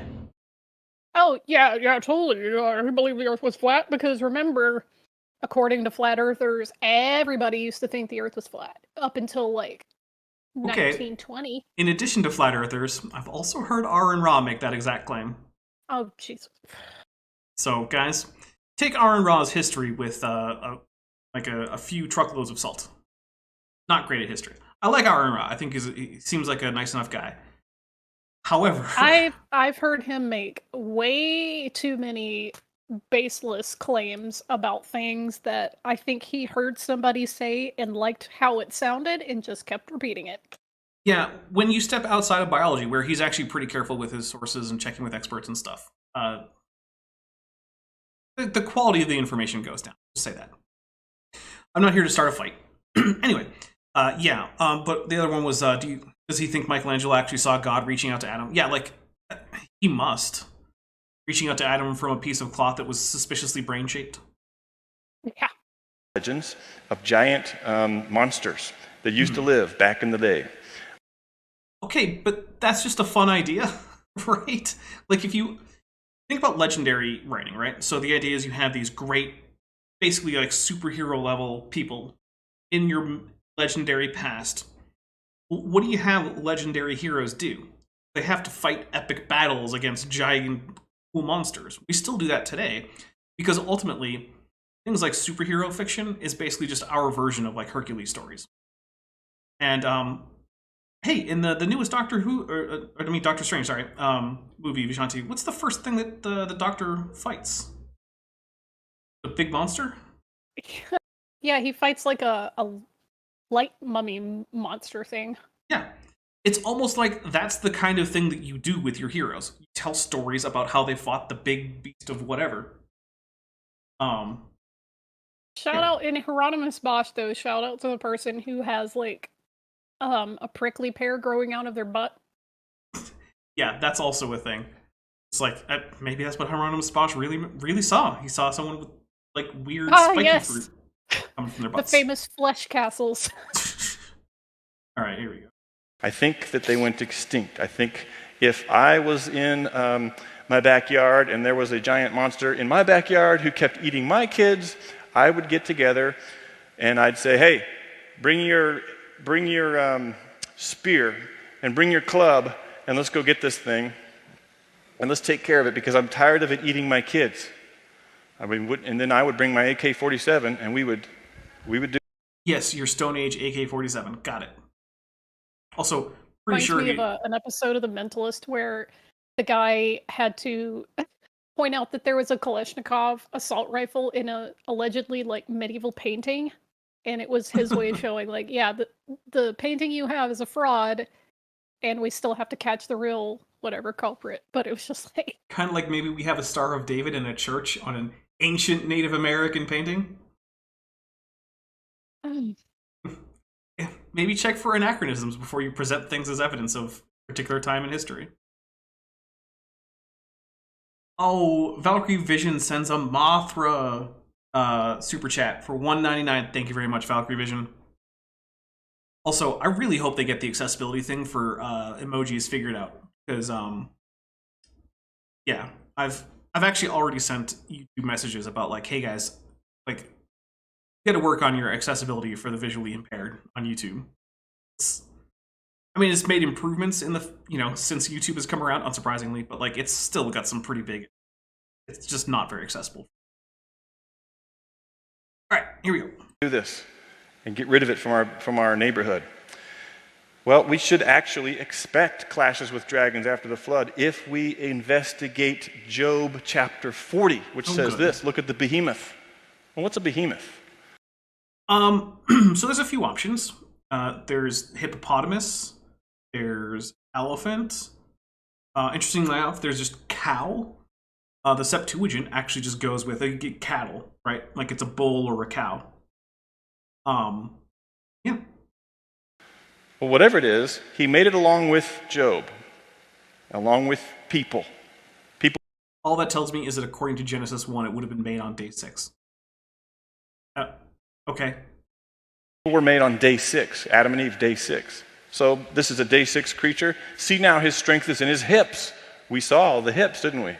the strong arch shape that's the sort I usually see that as translated as loins. Mm-hmm. Belly. Yeah. So what that is telling me is that this is something with a very strong, like, torso and strong legs. Hips is a weird translation there, but whatever. of supports the pillar where a lot of the body weight rests. And then he moves his tail like a cedar. So his tail isn't the size of a cedar. It moves like a cedar. Got it. So, and then later it says he is the chief of the ways of God. He is the biggest, most remarkable land animal that God ever made. And what do we know from fossils? I'll bet you $1 that it says head in the Hebrew there. I'll bet you $1. In fact, I'm going to go look it up. I'm not going to take that bet because that actually seems quite likely to me too. And so it's Job 40, 15 through 17. Let's see. Job Okay. 40. Look at Behemoth, fish, two grass like an ox, sea animals, powers and so stars and muzzles, moves tail like a cedar, stones are like bronze. Let's see. How about that? Hu Reshit Devarke El Haoso. He is the first of Dereka of the walking is the way that you would translate that extremely literally. Like Derek means like to walk or the path or the way. So he is the head of the ways of God who made. Wait, what verse is that? Because I'm looking at the wrong. Oh, it's 19. 19. That's why I'm having that problem. Oh, yeah, there it is. Show enough. Look at that. It is head. It's almost like you know some Hebrew. This is one of the things I like about us being here is we can check on most of the language translation claims of these guys because between the two of us, chances are we can check any Greek or Hebrew that we really need to, or even Latin for that matter. We're going to be able to figure it out pretty fast.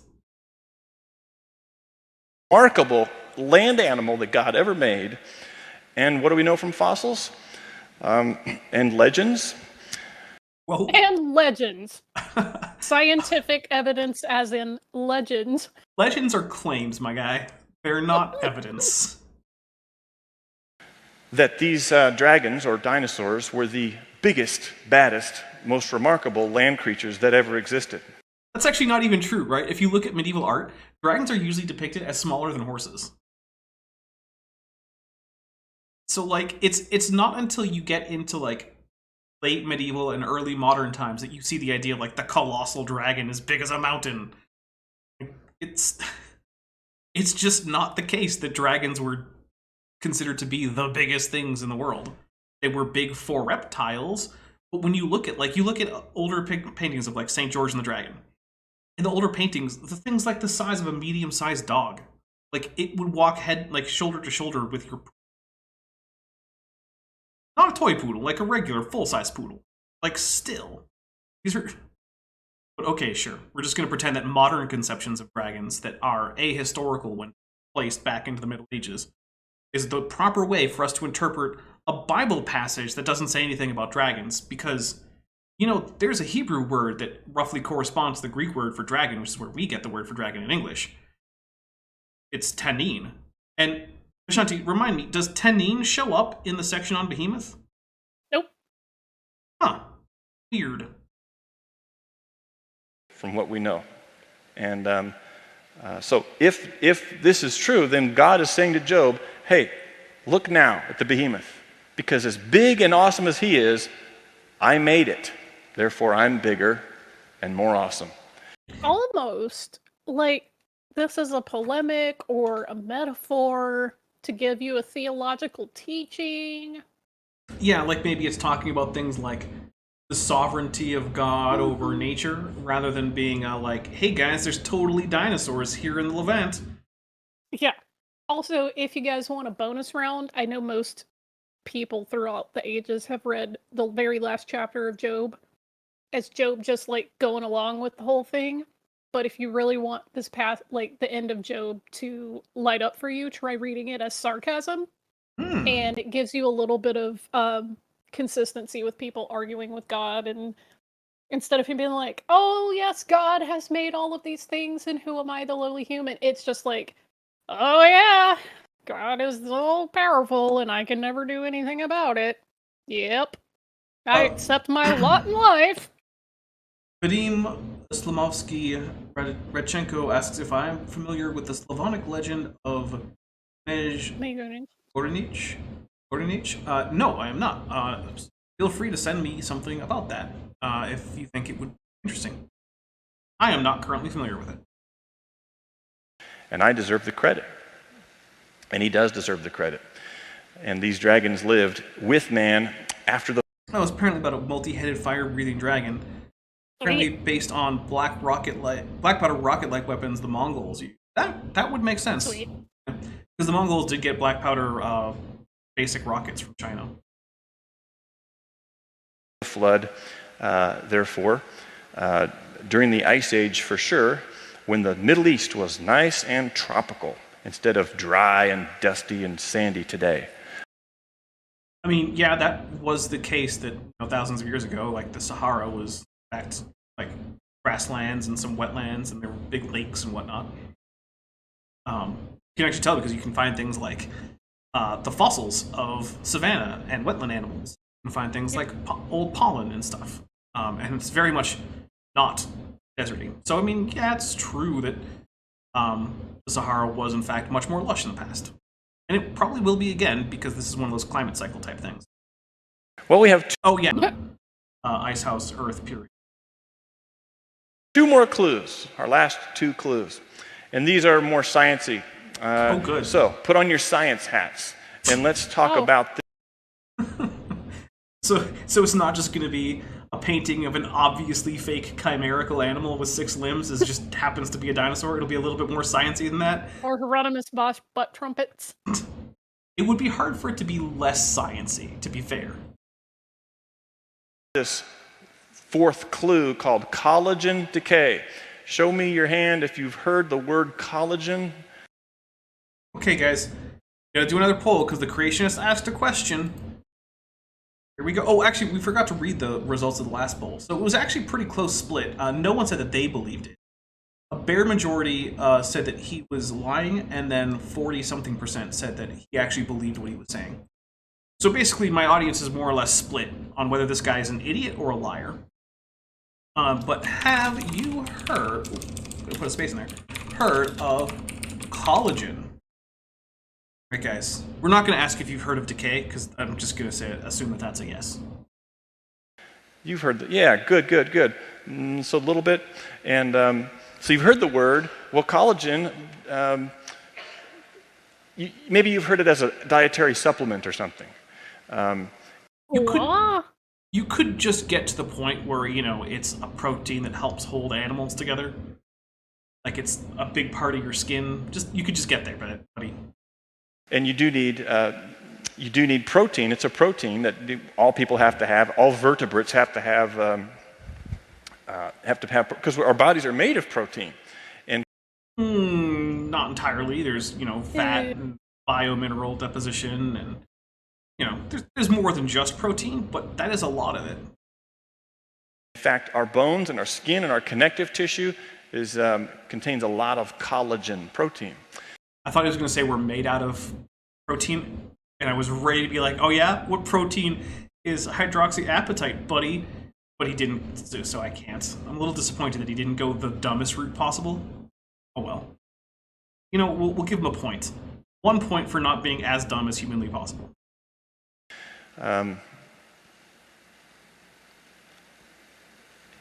Have you ever... Trying to Brain just froze. get past the blue screen there.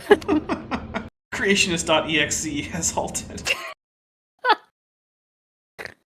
Right? And I have to laugh a little, sorry.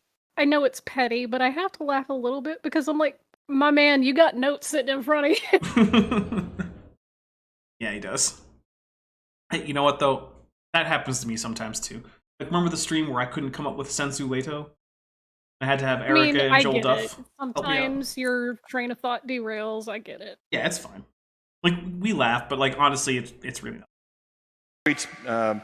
You could see where it sort of broke off, and you can see the steel bars inside, like the rebar, like steel reinforced concrete. Yes, buddy. So just imagine that a bone is like, it's got the mineral part of the bone is the concrete, And so we have the mineral part of bone. But then the steel bars, or these rods, are kind of like the collagen protein fibers. These proteins are long and thin, but they're very tough. They're very durable proteins. So what's your point, Vanessa? Right? I mean, we know what his point is going to be. It's that the remains of collagen have been found in dinosaur bone. That's going to be his point. He's just going to soft tissue. And we know how long they can last. Here's an We don't, though. That's the thing. But we'll keep going. actual image of showing the position of every atom in a segment of collagen protein. It's a triple helix, really strong. It lasts a long time. It's so strong. For this chart, in fact, it can last, according to decay rate studies, a maximum of about just under 1 million years. Well, that's fun, because the things found in dinosaur bones aren't actually collagen. They're the remains of collagen that is, in fact, still degraded, and in many cases has had various atoms replaced with other, more stable atoms, putting it into a new configuration, but from which you can still recover protein sequences if you're really good, which are. So we know from decay rate studies that collagen in bone can last a long time. If you've got that time, it could last that long if it's kept cold, because this is a decay that is temperature dependent. So the colder it is, the longer it lasts. The hotter it is, the quicker it decays. I actually have never heard that claim before. I would like to see some kind of a citation once again. That doesn't sound obviously false to me, right? Because many chemicals, especially proteins, do in fact denature as they heat up. But like, there's a range where like it's pretty similar in terms of like reaction, especially a spontaneous one like this. So doesn't, like I said, doesn't sound crazy, but I would like to see where he got this. And has he cited anything in this entire talk, Vishanti? Like, I feel like he hasn't, but all right, here we go. Just because heat accelerates the rate at which these atoms collide with one another, which then Oh my, it's not that they're colliding. They're almost certainly not colliding. They're jiggling around. And sometimes they jiggle just fast enough to break off that bond. They're colliding. Yeah, we'll go with that. accelerates the rate of chemistry, according to the most universal of laws, the second law of thermodynamics. Oh, guys, the second law of thermodynamics says that chemical reactions happen faster when it's hot. Except no, that's not the second law of thermodynamics. Wait, okay. I want someone to tell me why it is that, as a rule, young Earth creationists can't get thermodynamics right to save their life. Now, there are exceptions, right? Like, I know Sal Cordova knows way too much about thermodynamics to get roped into this particular talking point. And I know because I've had him on my channel for a chat about thermodynamics. He did, in fact, know what the second law is. So let's talk about the second law of thermodynamics, which says that the energy available to do work in an isolated system will always either stay the same or increase over time. Elijah Roberts says, KJV, get book title. The best citation. Yes. If you want to know where that's from, then Vishanti, myself, as well as I think Cheshire Vic and Bent Hovind at various points, read through the entirety of Kent Hovind's dissertation, and it took us like 6 weeks to do it. Because, boy, was it dense with just inanity. And that was one of his citations, was just KJV, get book title. Which is just amazing. Because, of course, the only thing he cited, basically, in that entire work, were Bible verses. And there's this one point where he gets to a Bible verse that he thinks he remembers, but he doesn't remember where it's actually from in the KJV. So his citation just says, KJV, get book title. And his excuse for this is, well, I was still working on it.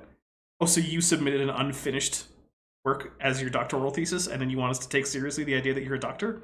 Okay, sure. Anyway. So, yeah. Silver Harlow says, second law of thermodynamics is also on my bingo card. Yeah. My goodness, if you're playing creationist bingo, that should definitely be a square. It's the second law of thermodynamics, which, of course, doesn't say that chemical reactions happen faster when it's hot. Now, that's generally true. It's just not the second law of thermodynamics. You can imagine how this happens because of just by looking at things like the Dead Sea Scrolls. Have you heard of those? Up the Dead Sea Scrolls. This is just another case of things deteriorate over time, I guess, but okay, sure. These the Dead Sea 2,000-year-old scrolls written on parchment. Parchment is skin, sheepskin. And skin is like 95 or more percent collagen protein. Wait, are they on parchment? You might know. I don't actually know.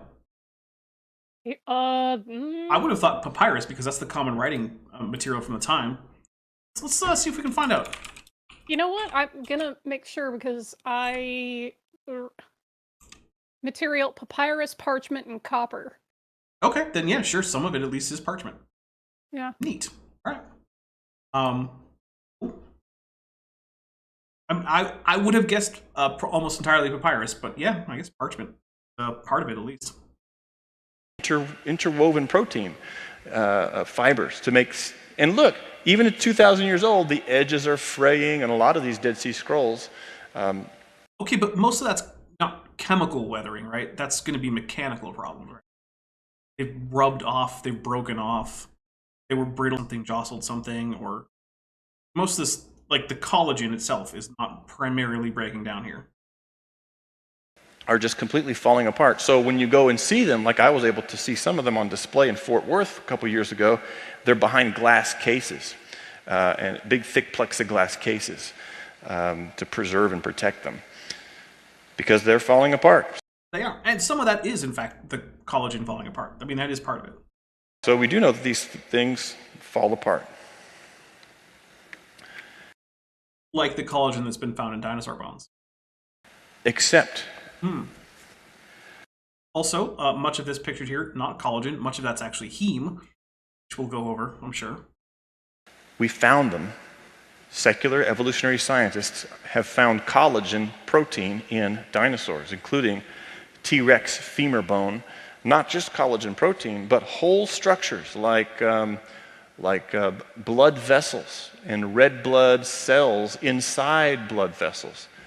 Okay, so almost all of that is a lie by, it's kind of like omission. So here's the thing, right? No, intact collagen has not been found in dinosaur bones. Degraded collagen has been found in dinosaurs. Once collagen degrades to the point that it is now in a basically stable configuration, at that point, there's no likely further degradation. Now, we have found things that look like red blood cells and blood vessels, but currently isn't enough evidence to support the idea that that's exactly what they are. There are still other possibilities. And according to Dr. Mary Schweitzer, the former young earth creationist, current Christian paleontologist who first discovered these things, she doesn't have the data to support the idea that they are actually red blood cells and blood vessels. Also, rather than actually finding things like hemoglobin, what's actually been found is the heme core of the hemoglobin, the heme molecule, with the rest of it stripped away, and the heme is still there, primarily because that iron atom in the middle, in the absence of something with an even higher affinity for iron, or for iron, which there isn't much of, helps stabilize the heme. So you're getting the molecular remains that have in fact been degraded, but that are still identifiable as remnants of various proteins. We're not actually getting full-on collagen in these bones. You can't pick up the bone and like cook yourself some bone marrow or something crazy like that. Like that's just not what's happening. Despite the fact that even on Dapper Reacts, we've had someone tell us about like a fossil frog that had still bleeding femur when it was cut into or something. Like that's not what's happening. So no matter what time frame you give for collagen degradation, once it's done degrading and now it's stable, that's it. And that's what we're finding is degraded collagen. Which they termed red blood cell-like elements. Right, because they didn't have the data to support the conclusion that they are actually red blood cells. I'm not sure why. I just told you. But I guess you can't hear me, so fair enough. To me, if it's red and round and looks like a red blood cell, call it what it is. Oh my goodness. It's once again, it just looks like. That's why this guy isn't anywhere close to being a scientist. You don't just eyeball it in science. There are rigorous methods. If you want to say something is a particular thing, you have to show your work. You have to show how you've rejected all the alternate hypotheses. How do you know it wasn't, say, I even know that the red little cells are actually even intrinsic to the dinosaur. Have you even considered that? No, of course he hasn't. And even if they are intrinsic, there are other cells that might be red that could be inside of a dinosaur. Like, even if it's blood vessels, it could still be other cells that are in there. Like, it looks like is not sufficient evidence in science. Anyone who tells you, well, it looks like, is probably peddling pseudoscience, unless they're just kind of pointing out a fun coincidence, like, hey, haha, that cloud looks like a cow. Unless you're trying to tell me it is a cow, then fine, whatever. It just, you notice a coincidental resemblance between two things. Yeah, if you're going with looks like as your evidence, you're not doing science. Looks like is where you start your investigation, right? Hey, this looks like a red blood cell. Let's see if we can show that it's not. If we can't show that it's not, then we can have a pretty reasonable conclusion that maybe that's what it is.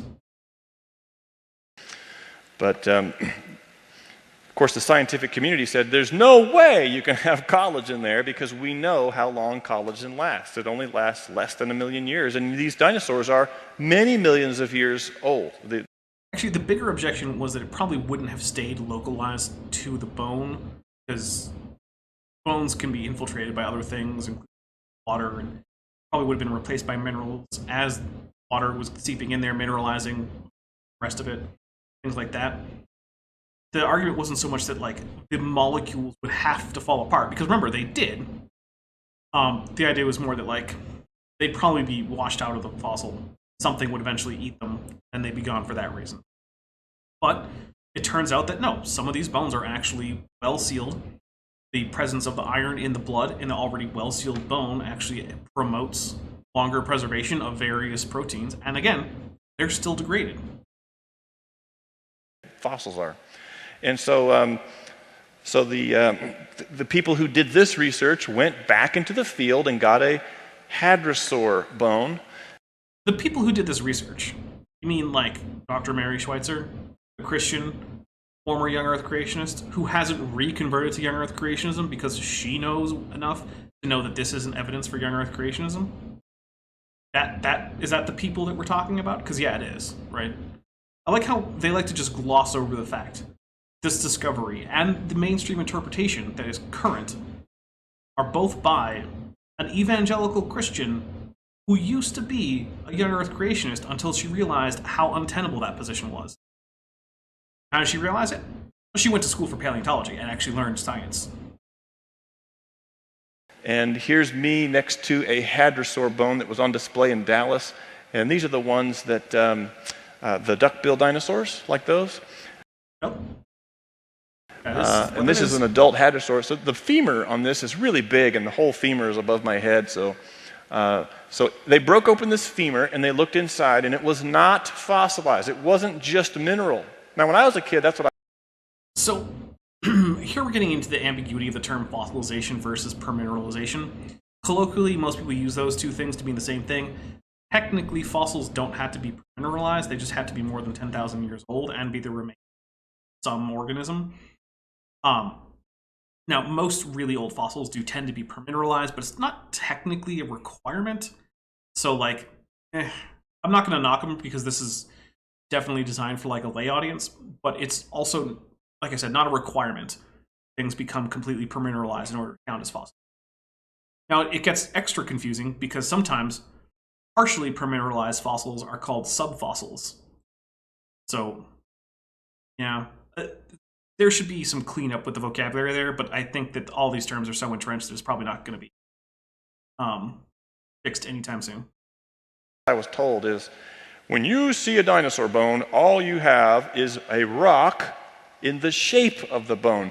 None of the actual original bone is left. That's usually true. Not always true. Yeah, usually, but not always. Because one of the things you have to remember is that most of what you call the bone after, you know, the basically decayed is already a rock. Like hydroxyapatite is a rock. Or it's, I guess it's but it's a biomineral. Mineral that's been placed down there by living cells. In this case, or osteocytes, or well, the animal in question is osteocytes. So that means there's actually more than one kind of permineral. Some kinds, the actual hydroxyapatite ends up being replaced by something else. But there are other cases where like spaces in the bone are filled in with other minerals. Other cases where both of those things happen. So like, it's not like there's one kind of permineralization that occurs to all fossils at the same rate, and that's it. That's just what fossils are. But again, if you're trying to teach, like, 6-year-olds in school what a fossil is, you're going to have to simplify. Just like everything else you teach to 6-year-olds. Like, there's that meme where, like, oh, in high school, you learned that everything that you thought you knew from grade school was much more complicated. Then you get to college and you realize, no, almost all of that was actually kind of wrong in various ways. And not only is it more complicated, but virtually everything you thought you knew is at least a bit wrong. Yeah, it's because kids aren't really equipped to handle all of the nuances.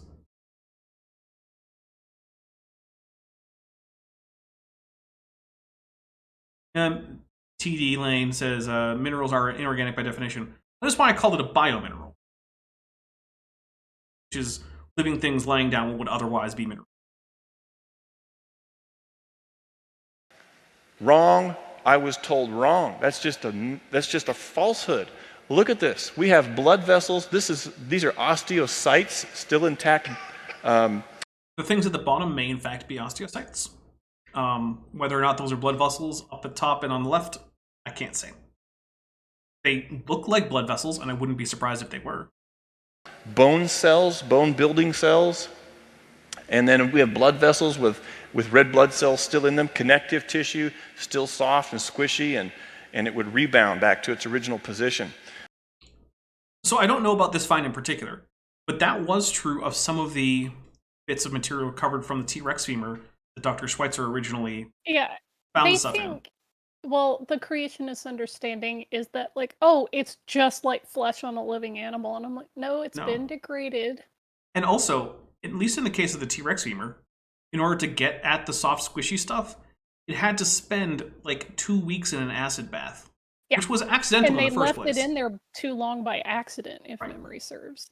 Because the original idea was the matrix that the bone is found in, which is just the surrounding rock, is more susceptible to the acid that they were using than the actual fossil.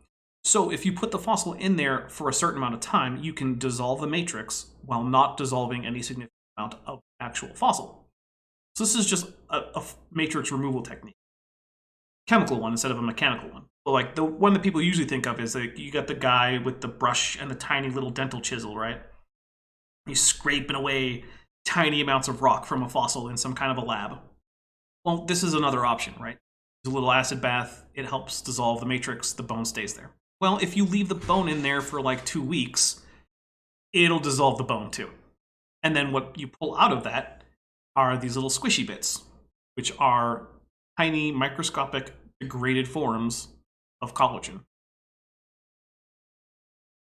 Was DC the Matrix? QAnon was right. Yeah, QAnon confirmed by paleontology. Amazing. Then this is in dinosaur material. That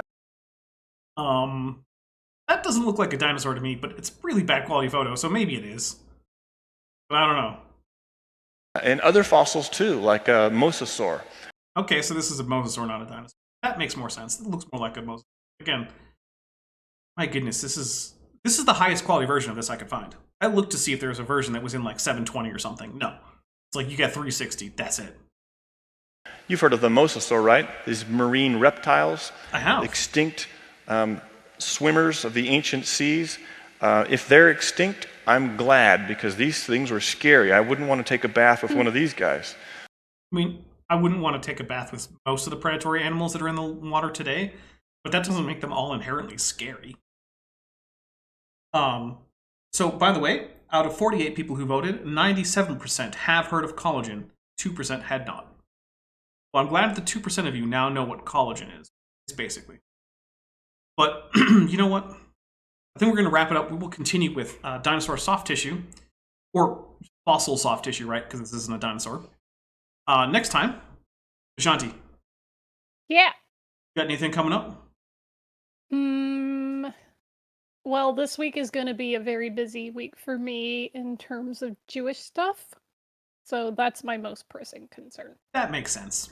It's not like there's a high holiday coming up or anything. Yeah, it's not like it's the biggest deal of the whole one, so. Basically, nothing.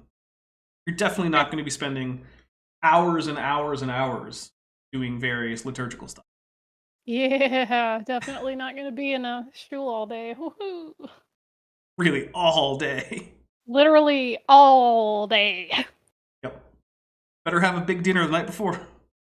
I actually have found that if you binge eat the You get night before hungrier? fast, that it makes you more hungry because your stomach expands. So It's true. I have learned not to do that. Yeah, good call. Have a big dinner the day before or the day before. I really need to start tapering my caffeine, but Yeah, you're gonna have I some pretty doubt bad that'll happen. headaches. So yeah, I'll try to remember to have a Yom Kippur message up on my. Generally speaking, if anyone I know is marking a holiday, I try to have a holiday message for that holiday. Yeah. That's my rule of thumb. Let's see.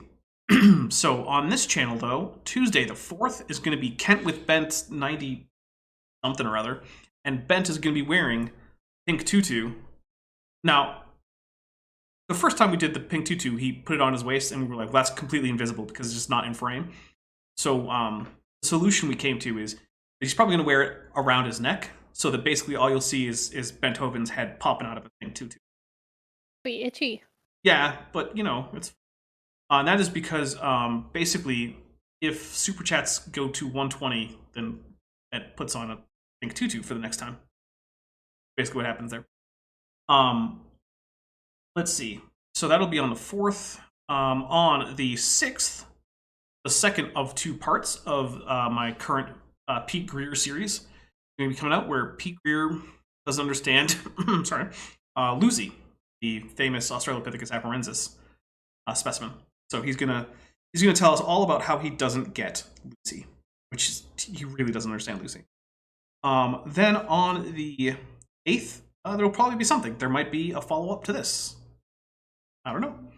Also, this is way in advance, but planning has already been, sort of like pre-planning, I guess, has begun. The plan is to do another Cambrian Bunny Awards. So there will be nominations early to mid-January, and then early to mid-February there will be the awards. So there will be another round of voting, and the way that it works is going to be the same as last time, where there will be a blank video. It's about 10 seconds long for every single one of the nominees, and whichever of those videos gets the most likes will be the winner in that category. And the videos will be unlisted, but there will be links to them in the description of the nomination video. So there you go. So the way we work it, I'll just give you the behind the scenes, right? Is my nomination people, they give me the nominations in advance, so I can set up the nomination video, or the voting videos. And then we go live for the nomination event, where they tell you who they've nominated and why. It's not like it's a surprise to me, but like that'll be the first time you guys get to hear about it, and where you get the links to vote. I don't care if you cheat. You can make 1 trillion sock puppets to make your favorite candidate win. Don't care, because they're completely meaningless. But yeah, so that's what's coming up, guys. Thank you very much. We're gonna get out of here, and you guys can enjoy the end credits. Granted, they're the end credits from last month because, like I said, still working on October. All right, bye.